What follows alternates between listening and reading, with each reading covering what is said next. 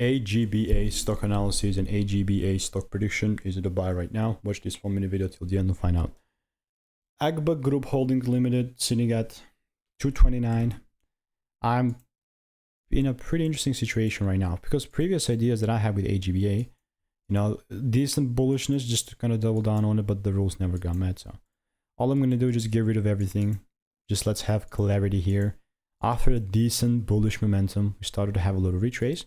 So being bullish is not unreasonable because we already have a proof of concept.